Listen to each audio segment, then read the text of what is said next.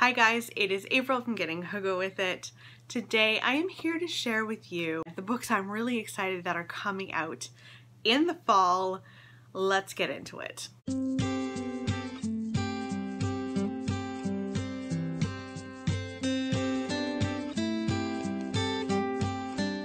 Oh, September. September is the most glorious time of year where everyone's going back to school, although I don't really miss school that much. I usually just feel like buying a lot of stationery and like notebooks and stuff. That said, it's a huge time in the publishing world. Huge. So there are quite a few books coming out in September that I need to share with you. And the first, we need to just get it out of the way. It's The Testaments by Margaret Atwood. So this book is the follow-up to The Handmaid's Tale. You guys know how much I love The Handmaid's Tale. We did a little read along. So many of you joined me. I think was it back in July or June? In any case, I loved every second of rereading that book. And now we get part 2. And whether you've read the book or not, maybe you've been watching the TV series, which I'm completely in love with as well. The Testaments answers the questions of what happened to Gilead when we last met Offred.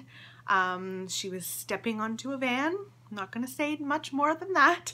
But we follow Gilead 15 years later, and we are introduced to 3 female narrators. Now, I think they're female narrators that we have already met in Gilead. I don't know if we meet Offred again. I'm so beyond excited for this book. Like, I could not even tell you how excited I am for this book. Now, I've gotten a few questions about doing another read along for The Testaments. I'm just gonna say maybe. I don't know at this moment if I can do that, but I would really love to. It's just life, right? So I will get back to you about that. Obviously, I'm going to definitely be reading The Testaments basically the minute it comes out. Another book coming out in September is Akin by Emma Donoghue. Now, Emma Donoghue wrote Room, which I loved, and she also wrote The Wonder, which I did not like at all. So she's a hit or miss author for me.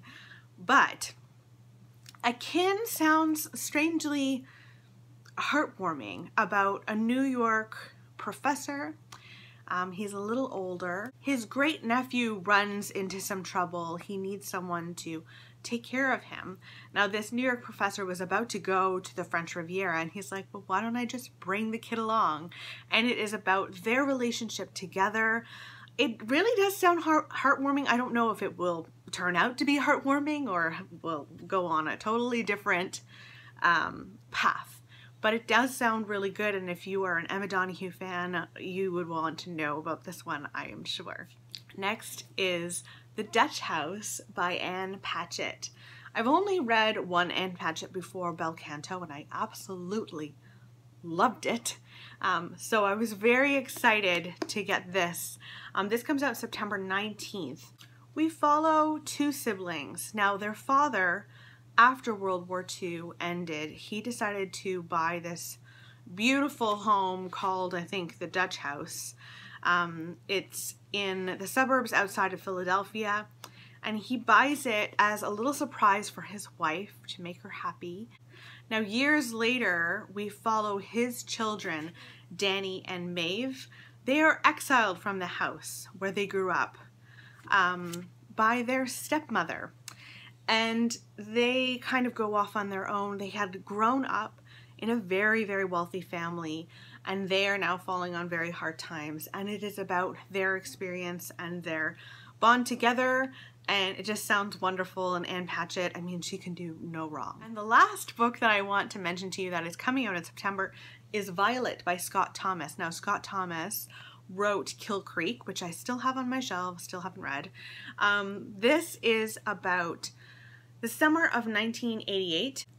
We follow 10-year-old Chris Barlow And while the summer of 1988 is a wonderful summer for so many kids, it's a horrible summer for her because she's saying goodbye to her dying mother. Now we flash forward 30 years later, and she goes back to this home after another tragedy. Her husband has died in a car crash. So she takes her daughter, her 8-year-old daughter, and they go back to this place. This summer house overlooking the crystal waters of Lost Lake. But it sounds like there is some sort of haunting waiting for them there. There is someone or something waiting for them. And I don't think it's the like good spirit of her mother. I think it's something much more treacherous than that. And it just sounds great. So yes, Violet is also coming out in September. Now you can bet that in October everyone is just clamoring to read something scary or gothic or, you know, thrillery, and there's definitely some exciting stuff coming out in October that I wanted to share with you. Some of them are historical though and aren't so scary. So first we'll start with the scary. Dead Girls is coming out in the US finally in October. I actually thought this was already out, but it apparently got a UK release a lot earlier.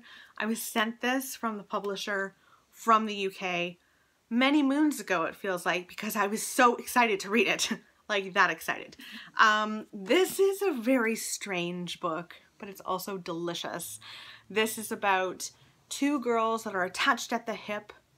They are best friends until one of them shows up murdered. Now her best friend decides, you know what?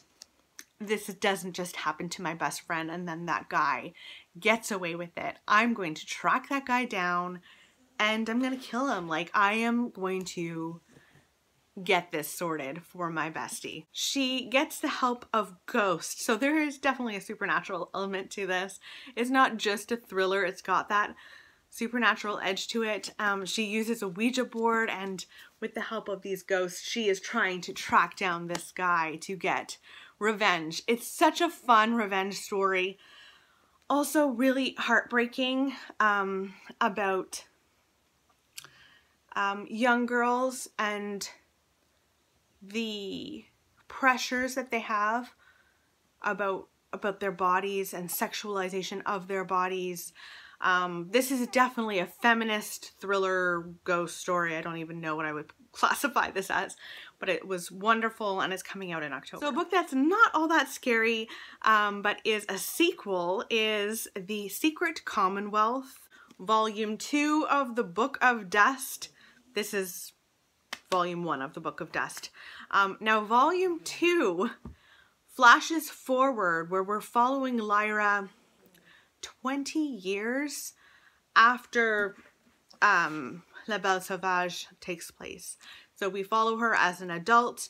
We also follow Malcolm, and they head to Asia. I don't know much more about that, but I did not realize that this was going to take place after the Golden Compass trilogy. I had no idea, so I am very excited about this book. I'm actually thinking of like rereading all of the Golden Compass and all of those books because I am so excited, guys. It's sad that there's a new Paula Hawkins coming out in October, but there has been no information about that. No title, no, you know, dust jacket, no cover. I just don't know if it's going to happen. If it does, then you heard it first here, but I somehow doubt that it's gonna happen. Wouldn't they be wanting to like really promote it?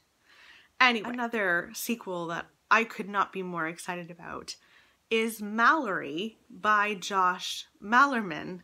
Josh Malerman wrote Bird Box, which is still my favorite horror book of all time. This is a sequel to it, where we follow Malorie after Bird Box. I can't even say anything because I would ruin Bird Box for you. And I mean, the film to me already ruined it enough. I would not want to do that to you. So the sequel is coming out in October. I am getting that for sure. If you are a historical fiction fan, there is a historical fiction book coming out in October for you. It's called Cilka's Journey by Heather Morris. Heather Morris wrote The Tattooist of Auschwitz, which I think was a really big hit. I haven't read it personally, but this also takes place surrounding World War II. We follow a 16-year-old girl who is taken and she is put into Auschwitz. Now, she is a beautiful girl, and one of the commanders takes note of her, and I don't know if he assaults her.